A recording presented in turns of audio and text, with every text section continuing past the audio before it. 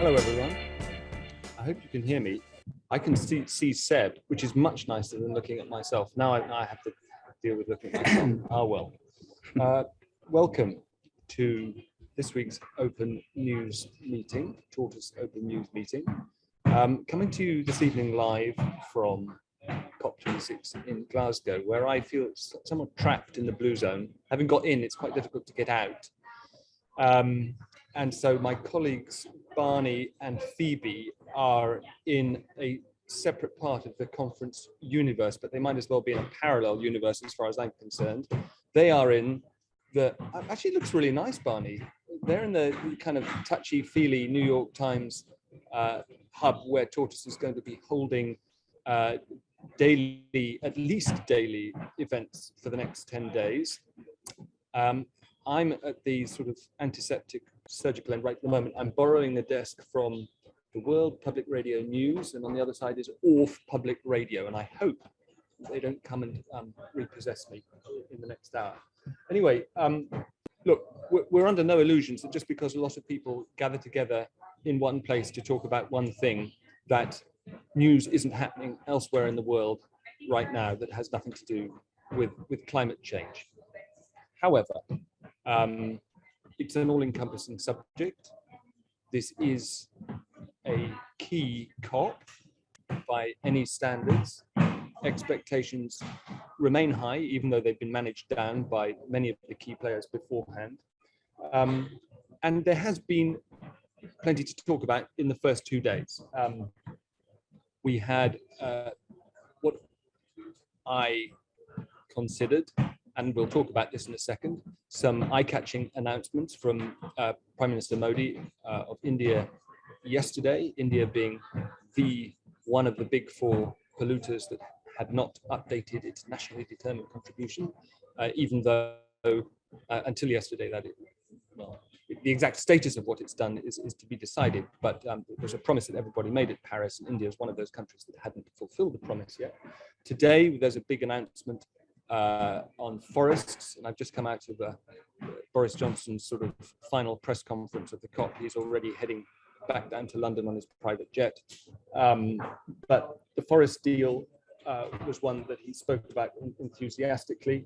The conference was dominated by an extended football analogy. You'll recall that he told the traveling press on his way to and from Rome at the weekend that he felt in the football match between humanity and runaway climate change, we were 1-5 down.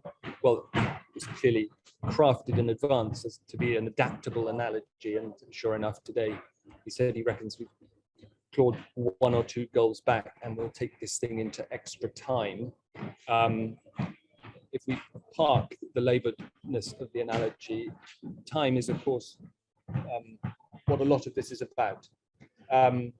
And one final point from the press conference, out and out piece of ignorance from the Prime Minister. He said, we've only known in the last 2 decades how the greenhouse effect works. Prime Minister, we've known for about 150 years.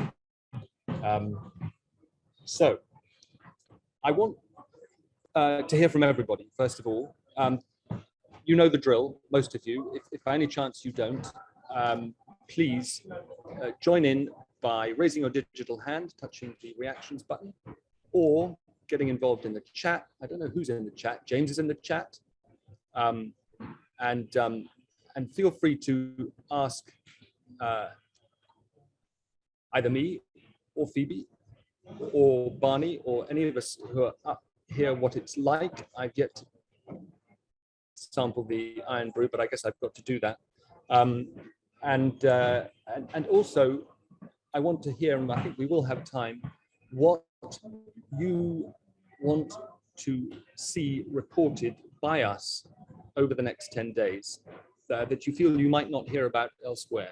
We should have the time to go rootling around, and it really is the case that everybody's here. I've been to 1 or 2 G7s and G20s in my time, and this is on a different scale. It's massive. It's very easy to get lost. Anyway, to India and Narendra Modi's announcement yesterday, which was the headline grabber from all the leaders' speeches on day one. And of his 5 elixirs for tackling climate, the single most eye-catching was an undertaking for India to hit net zero by 2070, to which the immediate reaction from the news agencies, etc., was, well, that's 20 years later than the 2050 deadline that the UN prefers. But I immediately asked Sam Alvis, who's with us, what he made of it, and he had a slightly different, more optimistic take. Sam, give us your, thanks very much for joining us, first of all, and for being a founding Tortoise member. Give us your overall response to what Modi said, because it wasn't just that, was it? Yeah, so I mean, I think there's quite a lot going on here, and obviously people are going to focus on 2070. So I'll start there. My mind is that the 2070 is a bit of an opening gambit from Modi, actually, to say to developed countries, when you compare it to his near-term targets, so there's stuff in there on non-fossil fuel capacity by 2030, reducing energy demand by 50%, those sort of things. The 2070 target seems to me like saying to the West, we can do this, we are willing to get to net zero, but if you want us to go faster, give us some more money, because that's always been India's negotiating position. They have always led the developing world states to say it is the historic responsibility of the West to pay the climate finance, just bit of pure fairness that they were the emitters. So I really see it as him doing that. I mean, there's still some stuff to be said for 2070, in that this means that India won't be the next China. It's not going to hit that level of emissions, which everyone was terrified of it doing.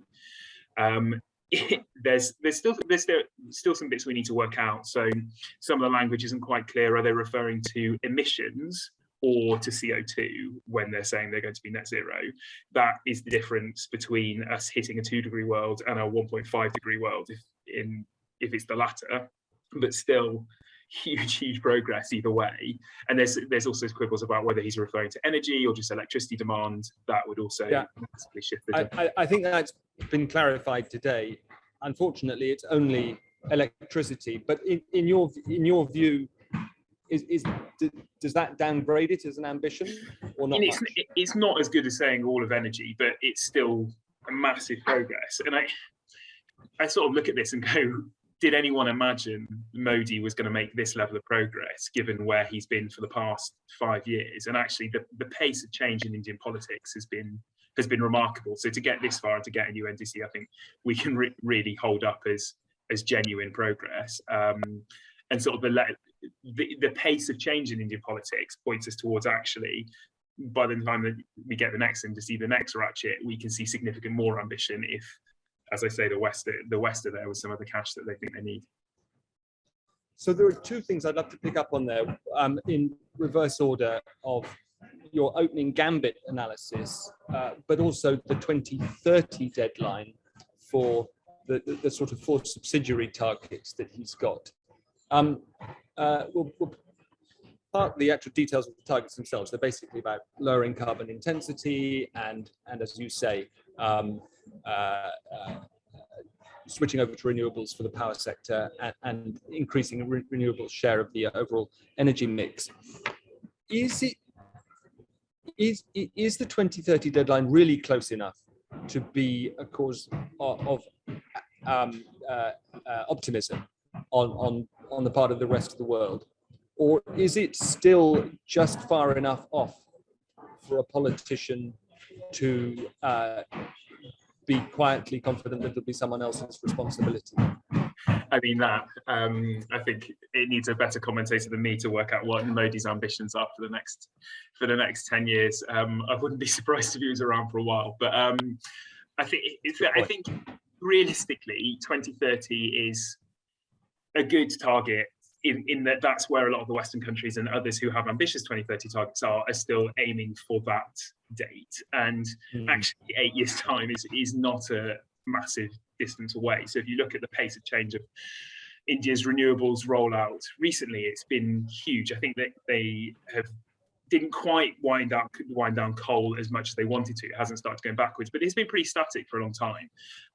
So to say actually where they want to get to by 2030, I think it gives them the room to be credible to be able to do it, rather than trying to pinpoint something earlier that they would necessarily miss. And if I can switch over from being the cynic to the reverse, of course, the other way of looking at this is India is feeling climate change now, and therefore, quite apart from the politics, it is a vital issue. What are the most painful ways in which India is feeling it now? Is it? I mean, is it climate migration? Is it drought? Is it falling crop yields? And they've had horrendous droughts, haven't they? Yeah, they've had horrendous droughts and also horrendous flooding. And it's basically, given the amount of farmers that they still have doing subsistence farming, like people who make their living from just the land around them, this unpredictability of the weather is really hitting a number of Indian regions hard. So it's not just saying, oh, there's going to be more regular droughts. It's a farmer saying, I don't know what's going to be coming over the next few months. And part of the problem here is, and this is where it gets incredibly depressing, is that is now the status quo for India. They will have to deal with that. They will have to deal with the internal migration that is going to force and put pressure on their cities where the electricity supply is already incredibly unstable. And that's really where some of the fundamentals of the post-Paris and now Glasgow negotiations come in, is actually the loss and damage. So this isn't about adaptation. This isn't about future mitigation. This is about the financial and direct impacts that India are going to be dealing with over the next few years, and seeing movement on that loss and damage, and how India is compensated, to put it in a very blunt term, for what it's already going through. Is the way to get to more ambitious climate targets in the future. Okay, so how India's that was the other thing I wanted to get onto, because you raised this interesting possibility that the 2070 deadline for net zero is an opening bid intimately connected with whatever finance the rich world comes up with to fund things like technology transfer. And I'm really struck by the gulf between the numbers that he's talking about and the number that the rich world has been talking about. As you know, the sort of headline figure for climate finance that this conference is supposed to assemble is 100 billion a year. Modi yesterday asked for trillions. And Boris Johnson a few minutes ago seemed unfazed by that.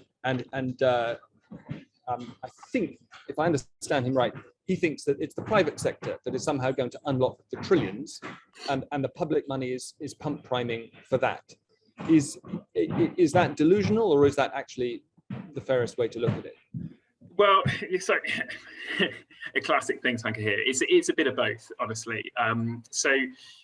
To put the 100 billion in context, is the 100 billion was a target made 10 years ago, which we have successfully missed for several years now.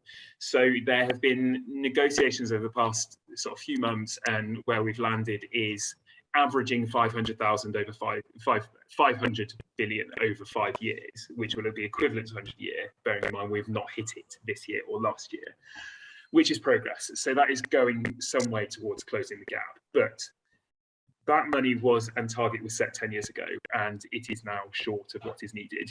Modi is right to talk of trillions, but there is never an expectation that trillions will come entirely from the public sector. It has to come from the private sector. And realistically, that is the great strength of the West, is to working out how to better unleash its private sector. That is not only done through pump priming. So if I put in £1, this business will put in another. There are a number of sort of regulatory measures. And actually that leads on nicely to what everyone's going to be talking about at COP tomorrow, which is Private Finance Day. And we've just got the Treasury press release saying, pre-briefing what the Chancellor's speech is going to be, and focusing on the alignment of portfolios. So if you look at the investment portfolio of any given business, do the investments it is paying towards help meet the goals of the Paris Agreement? And there's some great shouting about some banks which are moving towards that and have ambitious net zero targets. But actually what you need is a lot faster progress in alignment so that their money is not still going to fossil fuels. We are still funding a huge amount of fossil fuels, both home and at abroad. So greater regulation on the pace of transition from global financial institutions, and then global financial public institutions doing exactly the same, like the IMF still does not have a balanced portfolio towards 1.5, neither do any of the other multilateral banks. That's how you start to move the private sector finance. That's really interesting, and thanks for the scoop on Sunak's speech. Just briefly on the alignment of portfolios, how does this overlap with the issue of all these myriad competing standards? How does the UK government propose that portfolios are assessed? Is there convergence on one set of standards? Yeah, so there's a push for international standards and reporting, of which we will hear more tomorrow. We don't actually know exactly what that's going to be or how many countries have agreed to come under one umbrella, but there has been real progress on this, and also the increasing use of science-based targets, which is actually sort of independent researchers, not the bank's own counting, which is really important as well. But yes, not a lot of people like to get into the nitty-gritty of financial standards, but if you do want to, I would say, like, the tomorrow morning hearing how many countries have signed up to that, how many institutions have signed up to that as well, will be really important. Well, one of my colleagues, Luke, has practically drowned in the intricacies of this kind of reporting. And one of the things that here we go, there he is, there Luke is in the chat. Excellent. One of the things that I learned is that science-based targets is actually capital S, capital B, capital T. It is a thing, right? And it's not just a general idea. It's a very particular body that judges you, and a certain amount of controversy over the fact that big emitters are excluded from the process of setting them. Anyway, look, Sam, thank you so much. I'm sure we'll come back to you, and looking forward to seeing you up here when you get off the sleeper. But and also in a little bit, I see Ellen, and I'd like to spend a little bit of time talking about forests, because I know you're up to your eyeballs in that. But can we come to Isabel Hilton first, because you're Isabel, thank you so much for joining us. Where are you, Isabel? Hang on, I've got a sound issue. You can't hear me. No, I can, but there's a sort of, it sounds as if you're, say something now. Oh no, now you're. I'm in a slightly noisy environment, so maybe just coming a little closer. No? That's great now, yes. Okay, I'll stick with this, holding up my laptop. So I'm in Lisbon at an event which is about the same size as the COP. It's the Web Summit, and oddly enough, climate change has very much been on the agenda here too, and it is, I think, one of the signs that climate action is escaping from COPs in quite productive and progressive ways, that you have 30,000 people involved in technology talking about what technology is going to contribute. And I don't mean yet to be invented technologies. I'm talking about AI and, you know, all manner of other things. So anyway, so that's where I am. And I'll be in Glasgow next week. Great, that's fascinating. Well, look, the reason we asked you to join us was because until Modi took the podium yesterday, the big question about COP was whether it meant anything without Xi Jinping being here. Mm-hmm. What is your take on that?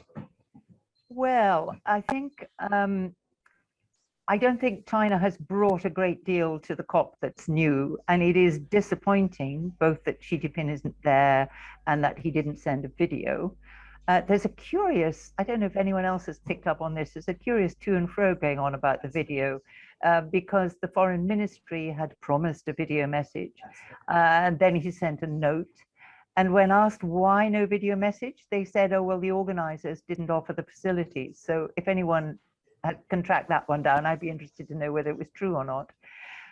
Whether it matters in terms of the substance of China's policy, My own view is that China's policy is driven by, largely these days, by internal factors, and that includes really betting their industrial development on low carbon technologies and, the long-term commitment to climate change, which doesn't mean that mitigation is going as fast as any of us would like, but it does mean that, you're not going to fear a sudden reversal of Chinese policy.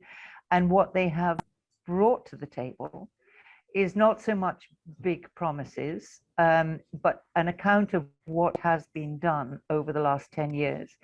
And several new documents which have appeared just in the last 3 weeks, which essentially set up the kind of the technical delivery mechanisms in China within this vast bureaucracy for meeting the targets that they have set.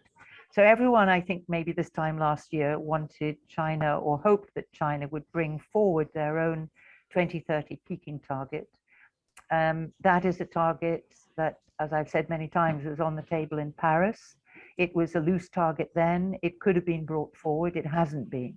So China is building in a very substantial safety margin on that one, much to the discomfort of many of their own modelers, let alone anybody else, who points out that if China doesn't peak well before 2030, then it's peaking at a much higher level and rather too late to make it easy to meet their 2060 target, their net zero target. And it's certainly not helpful, given what we now know and what we have learned since Paris about how fast things are moving. So that's not great. What the Chinese are saying, and if you listened, I've done quite a few Chinese media events in the last few days, including 2 today. And so the kind of tone that's being adopted and the kind of questions you're getting asked are really trying to draw the contrast between China's reliable, steady delivery and the uncertainty of the American position. And China always measures itself against the United States. So they'll lob in a question about, so how much damage did it do that Donald Trump withdrew from Paris and all that kind of thing. So, and, what will Biden really be able to do? And those are legitimate questions, but they're not being asked innocently. They're being asked to focus attention on the so-called NDC, which is really a kind of repeat of the white paper, which appeared last week, and that also draws heavily from a policy paper which came out of a working group under a vice premier, which is looking at delivery of the 2030 targets. It's all about process at this point. It's been said, and I don't know if I'm regurgitating propaganda or sober analysis, that the Chinese like to underpromise and overdeliver. Do you think there's a chance of that within the next 10 years?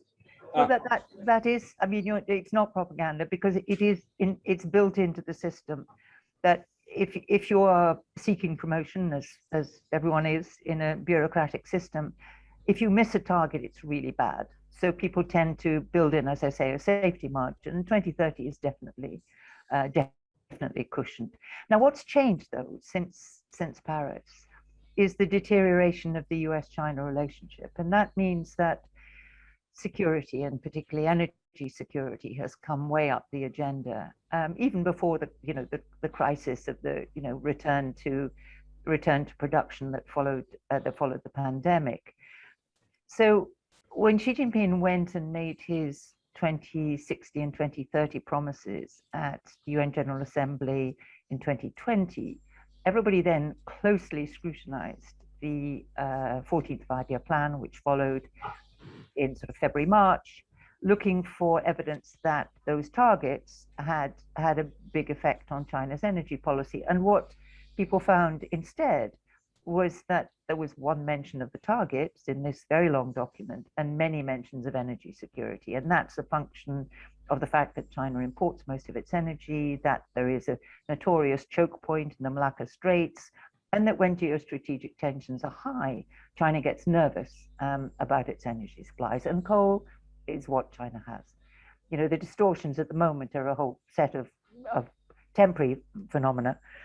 But the long-term issue is that China has coal. So that if no ships were to come in bearing other forms of energy, China could chug along on coal for quite a long time. And that is an unfortunate aspect of China's energy security. Just to go back, Giles, I'm sorry, I'm probably talking too much, but you asked about Xi Jinping's appearance or non-appearance. And I'd say two things about that. He hasn't gone anywhere since February of 2020, and he didn't even go to Kunming, to his own COP, which was COP15, the biodiversity COP. He sent a video message. And finally, you may have noticed that there is a very important party congress next year, the one at which, in normal circumstances, Xi Jinping would have been expected to retire. But as we know, retirement is not in his plans. And the Central Committee meeting that prepares for that is next week. And I personally think that just as Joe Biden has politics at home, Xi Jinping has politics at home. I can't let that lie there.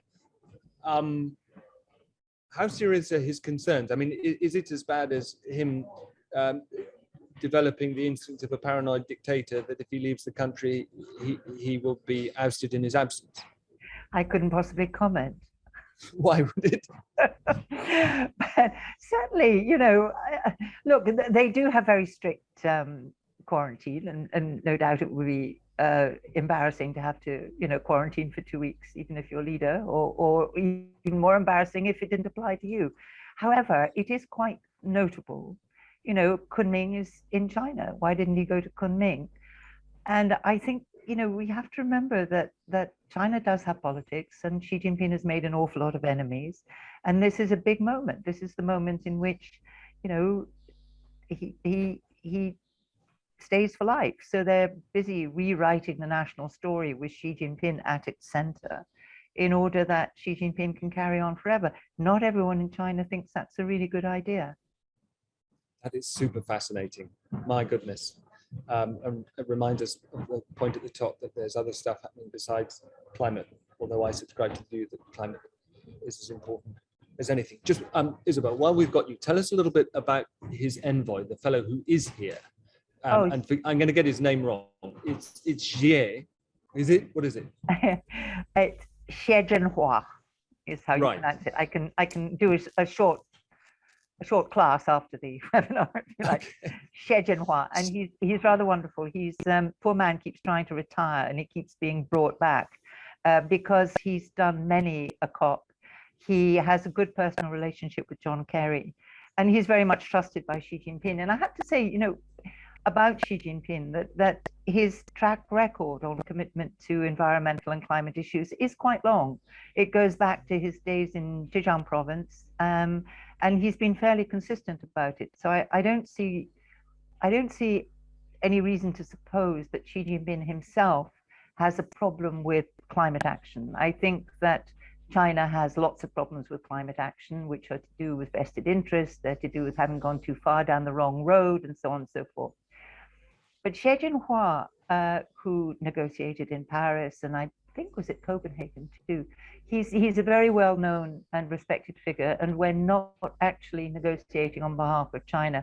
He operates out of Tsinghua University and has been really important in persuading the Central Committee and the Politburo, both that China was highly vulnerable to the impacts of climate change, and that there was a way to bring forward China's peaking or China's declaration of net zero. There's a thing called the Kuznets curve, which people who follow this kind of thing are familiar with, and it's about the relationship between per capita GDP and emissions. And there's a point at which, at least in, historically, everyone has developed the same way. A country industrializes in a high emitting way. And then as it grows, as it grows richer, as it grows more sophisticated in its economy, its emissions start to level off, and then they can drop. So there was a long discussion in China in the early 2000s about China's right to develop, and China, as we know, was developing in a very, very high emitting kind of way. And Xie Zhenhua was one of the people who persuaded the leadership that there was a kind of China's Kuznets curve could happen at a lower level of per capita GDP, and that an absolutely critical argument, because it eventually led to the declaration of the 2060 net zero target. I'm sorry, that was a bit theoretical, but you asked about Xie Jinhua, and he's been very important both in diplomacy, but also in policy formation in China, and he's very much trusted by Xi Jinping. So it's not true that China's not in Glasgow, Xi Jinping is not in Glasgow, but Xie Jinhua is as senior as it gets in climate terms. And he's not Politburo then, he's an academic. No, he's not Politburo, he's not a politician. He's more like John Kerry, if you like. He's he's appointed by the leader, just as Kerry was brought in by Biden and given a cabinet post. So Xie Jinhua was brought in as very much the emissary and given the powers or by Xi Jinping, but he's not, it's not that next year he'll be bidding for another ministerial post. He's very much a climate guy. Isabel, I have one more question, and then I'd like to come to Luke, because you've been very busy in the chat, and there's no peace for the wicked, for the chatty, and then perhaps to Ellen to talk a bit about forests, but we also have had some bids for discussion of population and wine. But Isabel, wine in relation to climate, I should say. If you bumped into Xie Jinhua next week and had the moment to pull him aside, what would you ask him? I'd ask him what the chances were still to expect the peaking target to come forward, because I think that China hasn't done terribly well in PR terms at this COP, and I think that would both be helpful for climate, but it would also be quite helpful for China. Would it be doable though? Would it be credible? Yeah, it's doable. I've no doubt that it's doable. And what would it come forward in increments of 5 years, 10 years? Well, this is the 2030 target, when it for was peak, right. For peaking. So, people did say back in 2015 that it could be done by 2022. I don't know if that's still true, but it could certainly come forward substantially. Right, and would it be fair to say that an economy constructed like China's is actually in a better position to force through the dislocation that it might involve and live with it than, I know this is controversial to suggest, but anyway, I'll go ahead. Well, bizarrely, China's had dislocation with supplies of coal recently. That's what, the price of coal has gone through the roof. And China's internal prices to consumers, the generators can't put their prices up enough to cover their losses.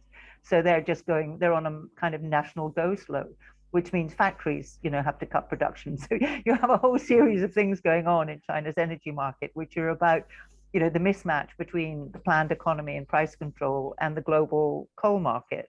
So, it hasn't been the case that fossil fuels have proved either more dependable or more price effective. They're absolutely not true this year.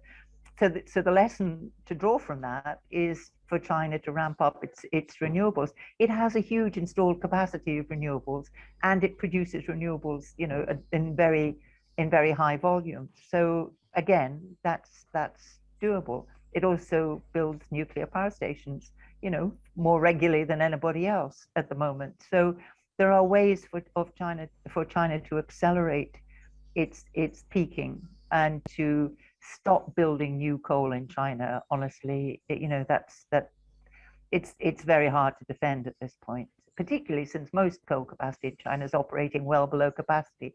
So building new coal-fired power stations tends to be a function of something else, not of energy need.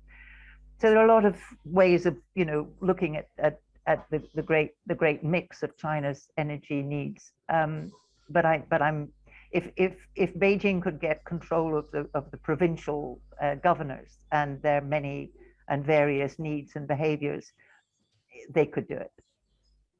It's so interesting to hear you say that the lesson of the instability in fossil fuel prices is to ramp up renewables, which does seem intuitive and sound and certainly right from the point of view of the climate planet. But of course, you do have the whole oil and gas sector saying the lesson of the instability is the reverse, namely ramp up gas capacity, for example. They would say that, wouldn't they? They would say that, wouldn't they? And they do. Isabel, thank you so much. It's really fascinating. And listen, if you do manage to pull him aside, will you please share that scoop with us? I'd be really interested to know what he says about. You'll be the first to know. Good, thank you. Because just because we're slow, we're still in the business of scoops. Luke, this may involve a handbrake turn because you started getting busy in the chat a few minutes ago when we verged into reporting territory. And then your last contribution is that you're just really depressed. What's going on? Well, I wouldn't say I'm depressed, but you're finding it hard to be optimistic. That might be a better way of putting it, just with respect to what's going on now in terms of COP, because to me, a key outcome from these negotiations would be to find a way of harnessing the ambition of capital markets that has been very long-standing desire to derive conventional returns in value from investment for the purposes of addressing climate change. And what I mean by that is taking all of the key areas in which we need to use technology and infrastructure to address warming and species extinction, sea level rise, deforestation, and ice melt, all of those areas, taking those and deploying innovative private profits and incentivized businesses to find solutions.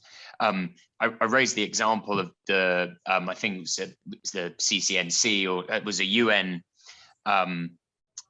mechanism intended to supply finance for the transfer of knowledge and technology to developing countries back in 2015, that just did a woeful job of actually moving money out of the door to countries in Africa and Southeast Asia.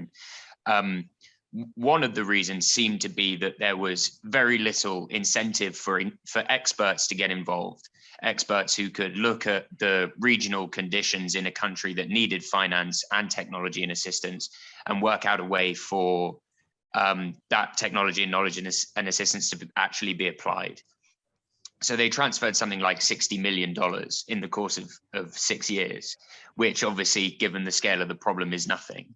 And my suspicion now, looking at what's happened around the failure to supply the 100 billion, but also the desire for that figure to grow, is that actually we need to start focusing on creating investable markets for green technology and green projects in countries that are at the moment very high carbon and have very difficult to abate industries.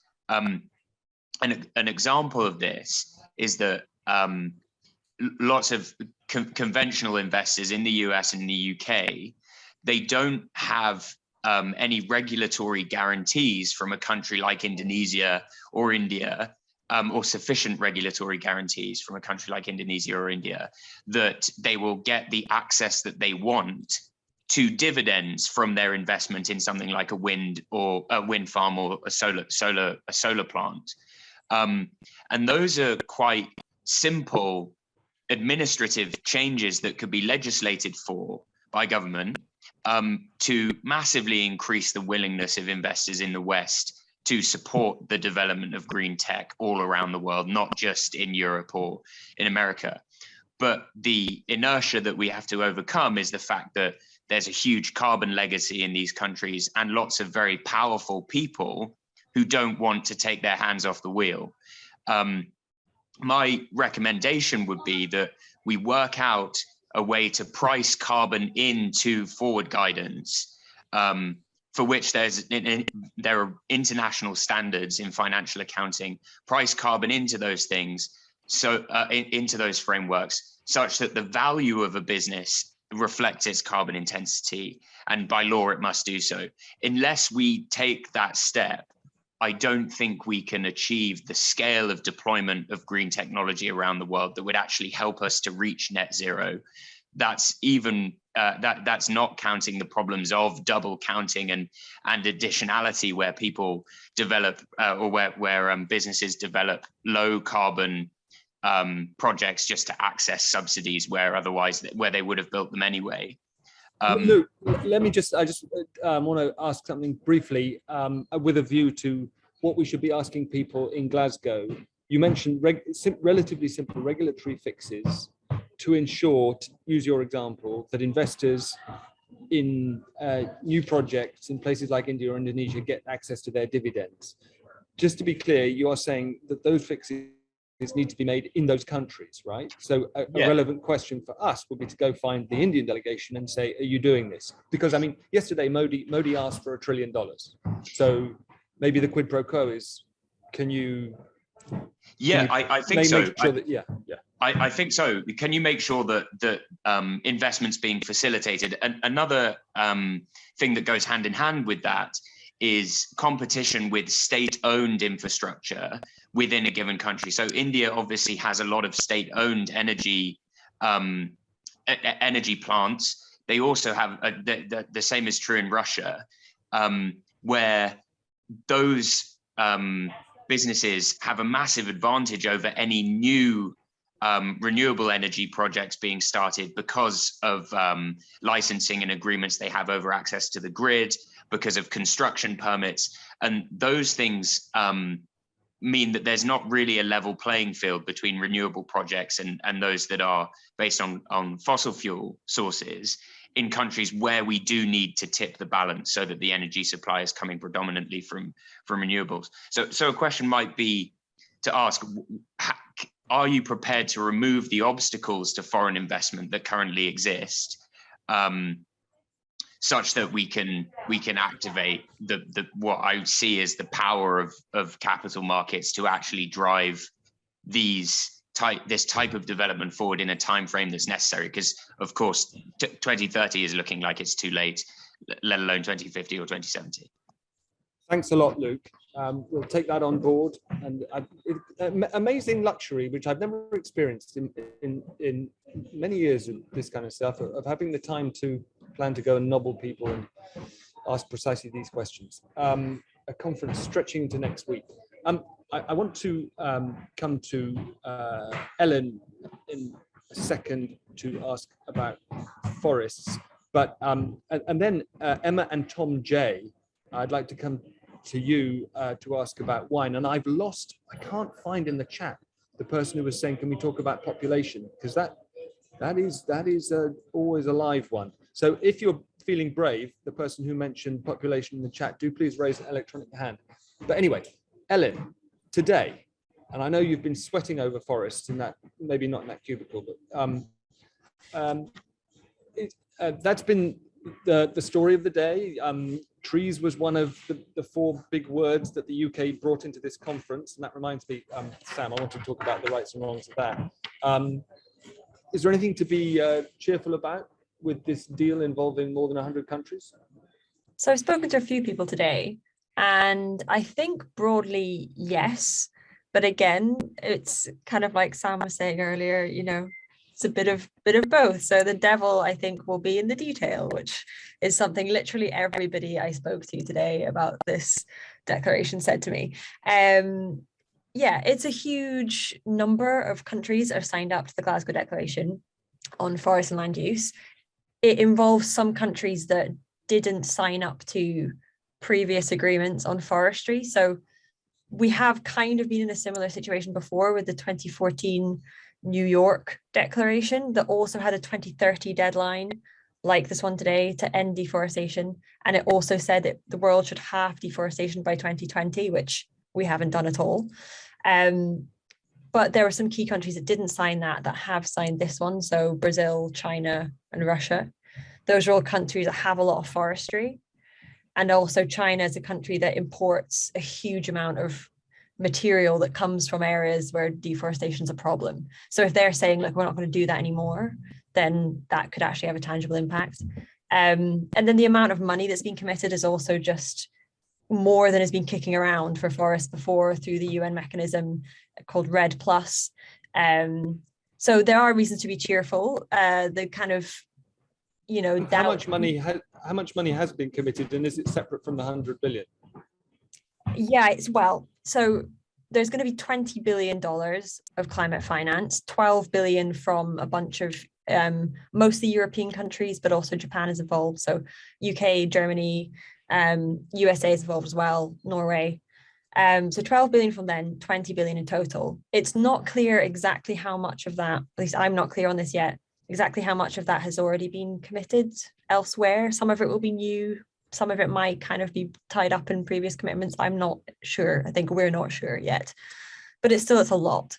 And then you've also got 30 financial institutions saying that they're going to eliminate deforestation from their supply chains, and that's potentially worth trillions of dollars as well. So there's a lot of money being directed now. Yeah. Just I don't want to sort of preview everything that will appear in tomorrow's Net Zero Sensemaker, but is there a mechanism that is proven or that is new in this agreement, which does what we all hope will happen, which taps a rancher on the shoulder as he's about to fire up his digger or his chainsaw and says, hey, don't do that.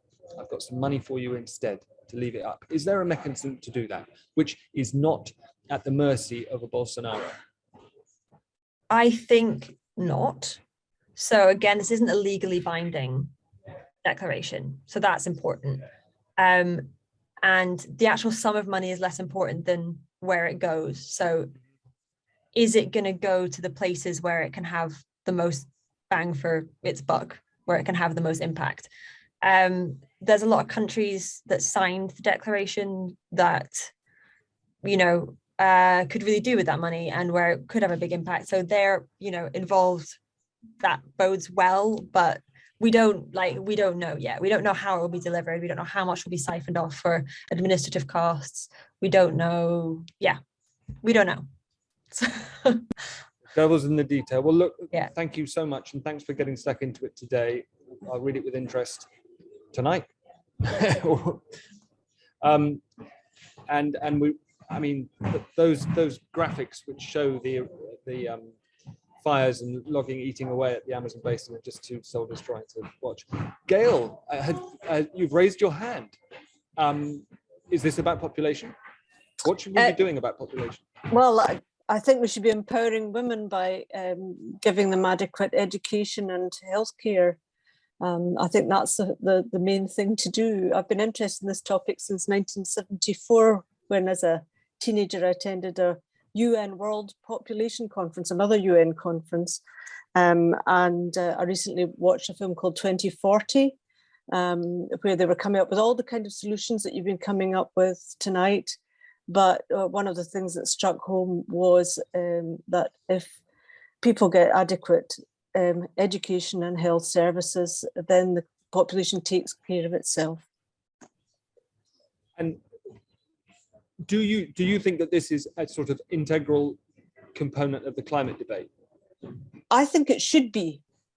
I don't think it has been, because it's a very personal thing, and it's also extremely controversial, and it kind of goes against most of the main religions, who think we should all be going forth and multiplying. But there comes a point, and I think we're at it now, where we're using up the resources of 1.7 Earths. And Earth Overshoot Day, I don't know when it is, something like August. I think there's a time that people should be talking about it. I think more people are talking about it, but I do think it's something that should be pursued, or at least discussed. Yeah, I mean, I noticed a placard about population growth outside the blue zone that's coming in today. All right. I haven't seen anything about it inside yet. But that's really interesting. Is there anywhere that you can point to in the world that has managed to sort of take the controversy out of the issue and make it about, as you say, women's education and healthcare? So well, I'm not an expert, but I do believe that Bangladesh, as it were, East Pakistan did better in terms of population than West Pakistan, because they did provide these services for people, for the population there. But I'm not as I say, I'm not an expert. I think you could also use the example of Northern Europe itself, where people are now beginning to be alarmed by a drop in the fertility rate. It's a replacement, and that's actually probably where we want to be. Mm-hmm. Well, that's a good thing for us to look out for. I haven't explored properly, but we'll try and gauge whether there is any mainstreaming of, well, let's say women's education and healthcare rather than population control as a climate subject. Thank you, Gail. Mm-hmm. Okay, thank you. Can we talk about wine? Is Emma there? Were you listening to the podcast? Maybe I should swim to the bottom. No. Perhaps not. I'm wondering if this is something. Never mind. Okay. Let me come back before we run out of time then to Sam and the question that we started talking about before 6:30. And Isabel and others, I'd be really interested to know what you make of this. Matt, I can see you at the top of my screen, and this is partly a political question. The UK government, the host government, has gone into this conference doing, perhaps from a messaging point of view, a really good job of distilling the issues down to 4 syllables, not just 4 words, but 4 syllables. Cars, coal, cash, and trees. Sam and I were wondering if they should have added cows, but I guess 5 syllables is too much for today's media environment. But Sam, tell us what you were saying to me about the slight glitch in this approach. Yeah, I mean, so very quickly on the cows, the one thing that I'm interested in the deforestation work that's come out today is actually not a lot from the developed world on reducing demand. So yes, we've had people looking at deforestation in their supply chains, but the number one thing that trees get chopped down for, whether in the Amazon or in the UK, is for livestock. So worth the PM looking back at the food strategy that they commissioned, I think. Yeah, so on those 4 priorities, the 3 C's and the T, which Allegra Stratton likes to talk about. So it's quite weird to turn up at COP with these things, because with the exception of the cash, the climate finance, they're not actually part of the formal negotiating process that people will be taking over. So they are undoubtedly fantastic wins for the climate, and they are things that the UK government felt with its credibility on decarbonisation so far, it can realistically get other countries to do by showing it's possible, basically. And they are the sort of policies that you can bring a coalition of the willing along that will make a meaningful impact. So actually, we thought we didn't get it at the G20, that you could get people to commit to a coal phase out. Whether we see any more progress over COP on that is debatable, but as we've seen deforestation, we've got 100 countries committing to ending deforestation. Like, these are the sort of really practical, fantastic examples of climate action that people overlook when they're saying, is COP a success or a failure? And it's actually about continuing to do better, continuing to get another country on board with a decarbonisation policy or a nature-based policy. The actual nitty-gritty of the negotiations, which we're going to see over the next couple of weeks, I don't expect to get covered in the media, because they are things like Article 6 of the Paris Agreement and the formation of international carbon markets and the rules for that, about, as Luke was saying, on like double reporting. It's going through very weighty, heavy UN text and see if you can find a compromise between all governments.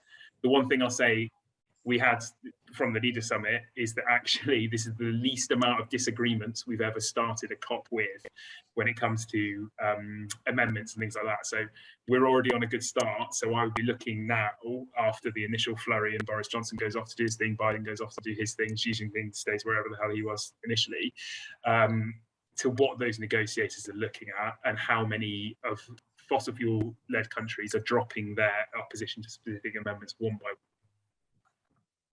Has there been least amount of disagreement that you can remember because Russia and China aren't here? No, because their negotiators are still here. So this is about the opening positions from negotiators. So actually, from Paris, the consensus around Paris has helped us to get further already at Glasgow, if that makes sense. So because we'd already like ironed out some really tricky issues, and that's not to say that we're not going to be on a week Sunday still stuck in negotiating rooms trying to work this out, but actually the level of consensus of net zero, the progress towards net zero, we, to coin a phrase, are much more united than divided than we have been over the past sort of 50 years. That's really interesting. Matt, if you're there, I'd love to bring you in, and then before we run out of time, to come back to Isabel briefly. But Matt, politically, on messaging, I mean, you know, quite apart from those 4 words, I'm just listening to Johnson in his press conference, and it's he can't help himself. You know, he starts and he finishes, and in between he uses the football metaphor. We were at 5-1, now we're at 5-2. He calls on Harry Cole from the Sun. Harry Cole says, who's going to score the 3rd, 4th and 5th? And he says, no, we're maybe at 5-2.5. And then there's the, you know, forestry is the chainsaw massacre. And you laugh and you think, what are the other world leaders thinking? And then you think, maybe this is exactly what is needed to cut through and have people engage with the issues. Well, it's one of those circumstances where the stakes are so high that you hope so, because what everyone thinks of it, the alternatives are so ghastly. You know, the idea of failure at this summit is such a bleak prospect that if that's what it takes, great.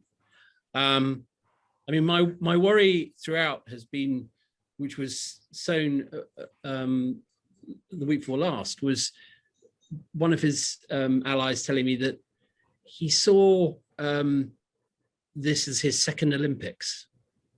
In other words, COP was really a spectacle, as London 2012 had been, and one which he would be the ringmaster.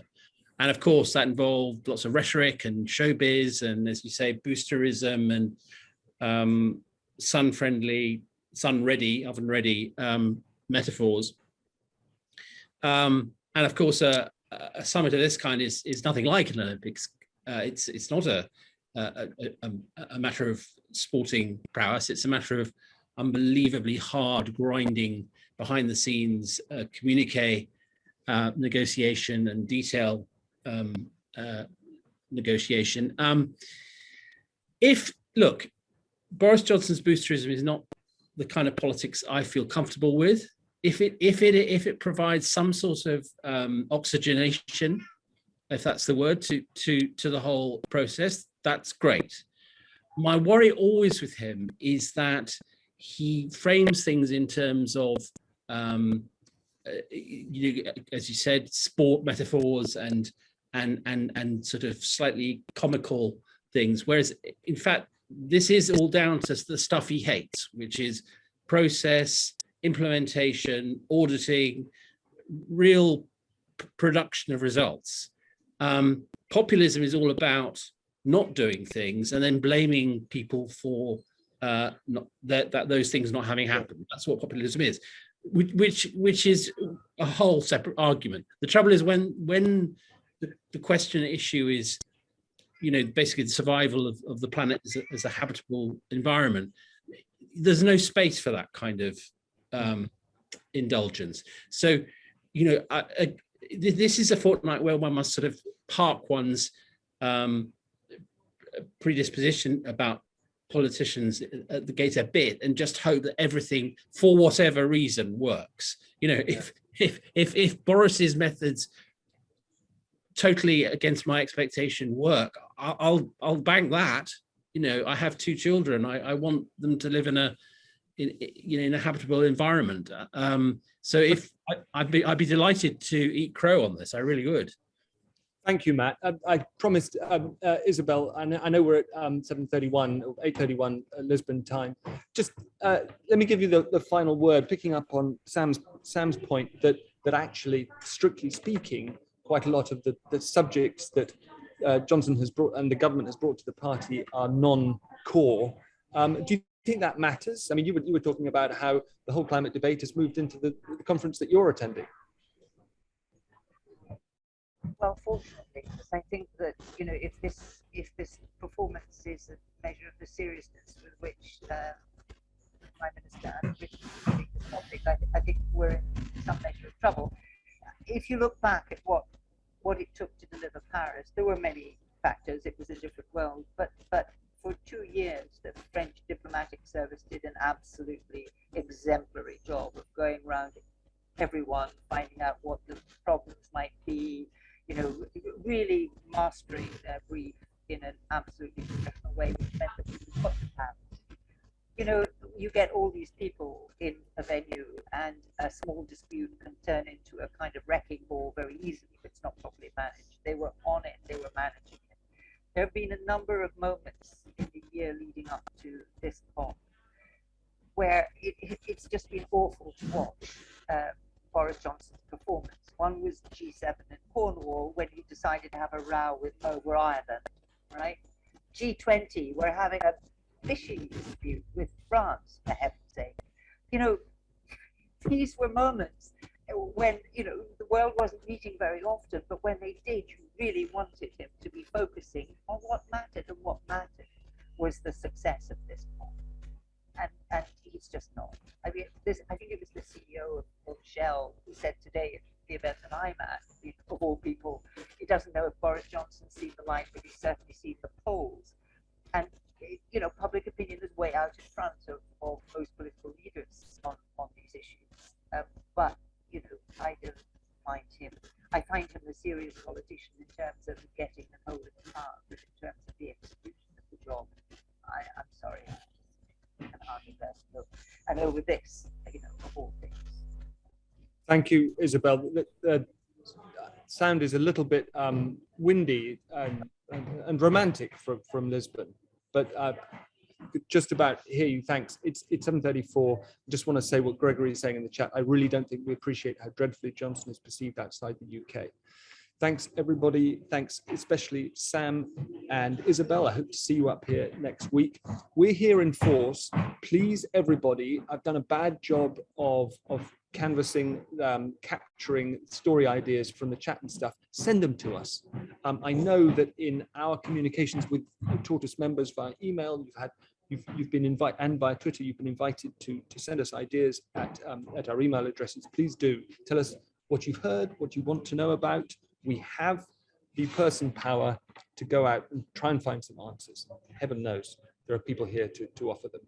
So thanks very much for joining us, and do join us. I should know exactly what's happening down south and the rest of our Thinking program, and I don't. I apologize for that, but please check on your apps for our next Thinkings. And thanks very much for joining us here.